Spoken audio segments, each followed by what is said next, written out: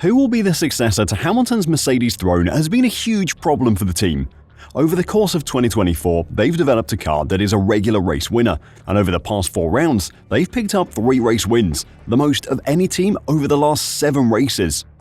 They have left it too late now, but if they can continue on this trajectory, there's no reason why they can't challenge for a title next season, with George Russell leading the team.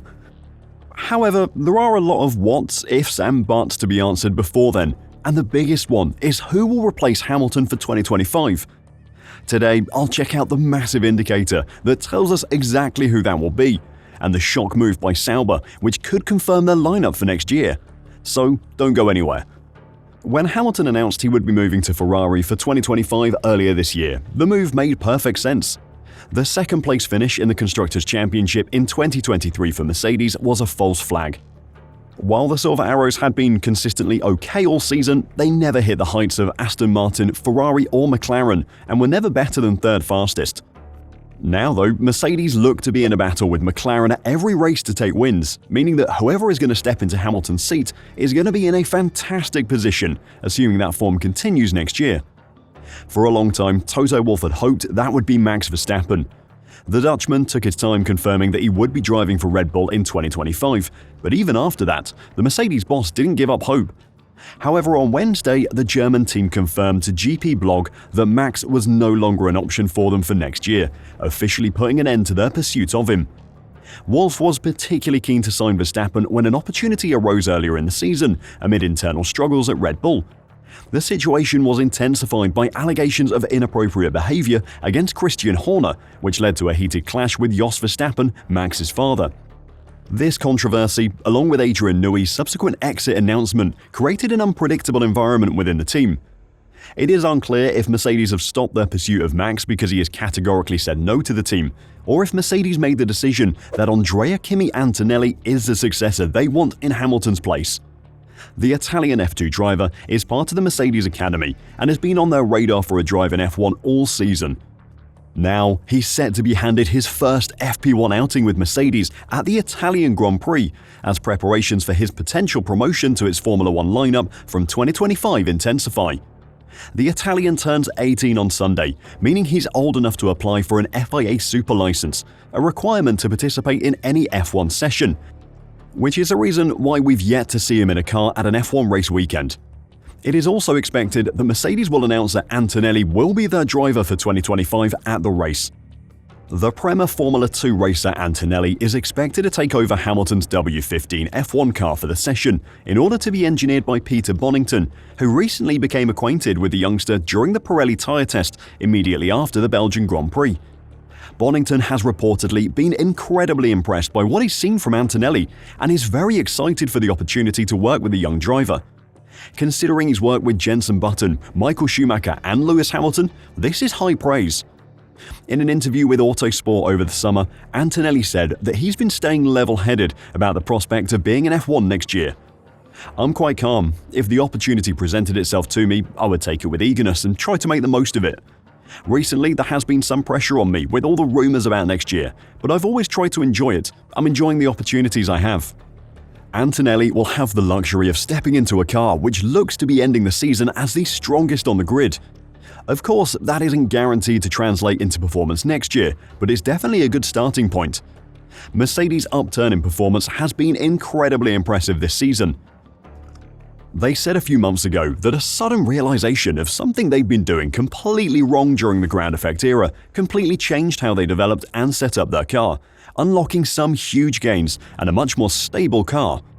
It means that Antonelli will be stepping into a car which will be far easier to drive than the one that Mercedes had earlier in the season. As a rookie replacing Lewis Hamilton, expectations will be low, and considering that Hamilton chose to leave instead of Mercedes choosing to replace him, there shouldn't be too much pressure on the young driver. He'll be expected to perform, but there's no suggestion that he'll be able to match up to George Russell straight away. It really is the perfect way to start an F1 career for Antonelli. Something that has been surprising this season about Mercedes is the ease at which they have outdeveloped Ferrari. The Scuderia are a distant 4th fastest at the moment and have required exceptional circumstances to secure podiums in recent races. In Austria, they required a collision between Lando Norris and Max Verstappen. In Spa, it was George Russell's retirement and a terrible lap 1 performance from Lando Norris. It raises a question that if Lewis Hamilton had the choice to pick between Ferrari and Mercedes now, would he change his mind? The reason he chose to leave Mercedes is because at the start of the season, Ferrari looked like a much better option to take that record 8th World Drivers' Championship and truly set himself apart as F1's best ever driver. F1 World Champion Damon Hill certainly thinks that Lewis might be regretting his decision. He's had such an incredible time with Mercedes, and at the time he made the decision, I think he'd quite understandably thought that Mercedes had reached the buffers, said Hill. But maybe he underestimated them, because they're making a comeback and they could well be competitive. It would be sad if he moved to Ferrari and Ferrari weren't competitive, because it would mean that he'll be denied that chance to get the 8th title, which many people believe he should have had. The battle between Mercedes and Ferrari next season will be fascinating, and if Hamilton finds himself lined up behind Antonelli on the grid at the start of 2025, he'll be kicking himself over the decision to move team. Of course, Mercedes aren't the only team to not have a completed lineup for 2025 yet. Sauber, Alpine and AlphaTauri are all yet to announce a second driver for next season. Alpine are of particular interest at the moment, with Esteban Ocon being let go and Pierre Gasly retained. They're yet to make a decision on their second seat. They were one of the teams in the running to sign Carlos Sainz, but those attempts clearly failed. With talk that a team may be up for sale, they could be a bit of an unknown going forward. It is thought that that is what turned Sainz away from them. Everything is now pointing toward them promoting a junior driver to the team. Speaking on the Pit Talk podcast, journalist Matt Cock believes they've already signed a driver for 2025. I'm led to believe that Jack Doohan has signed a contract that hasn't been announced. There were suggestions that it was going to be announced this week. I checked with the team and they told me that it's not. Speaking on the Sky Sports F1 podcast, analyst Ted Kravitz said Jack Doohan's impending move to Alpine had become an open secret in the paddock. Doohan, who used to be a Red Bull Academy driver, has been the team's reserve this season. Speaking about who the team will choose to partner Pierre Gasly, Ted Kravitz said, "Well, that's not a very difficult decision. That's Jack Doohan. Everyone knows that. It's Jack Doohan." Sauber, who will become Audi in 2026, are also short a driver for next year. They too were on the Carlos Sainz shortlist but failed to secure his services. With Nico Hülkenberg signed for next season, Valtteri Bottas has appeared to be the favourite to partner him since Sainz signed for Williams, but a surprise FP1 appearance for Robert Schwartzman at the Dutch Grand Prix has changed all of that. Schwartzman, who acts as a reserve driver for Ferrari, is set to jump into Valtteri Bottas' C44 for the session. This won't be Schwartzman's first FP1 appearance, with a 24-year-old previously taking part in sessions for Ferrari during the 2022 and 23 seasons. Earlier this week, Bottas posted on Instagram a picture of an Audi R8 with his racing number emblazoned on the side, hinting that he may have already signed a new contract with the team, which would keep him there for 2026 and the new Audi project. However, Schwartzman's appearance at the Dutch Grand Prix has changed all of that.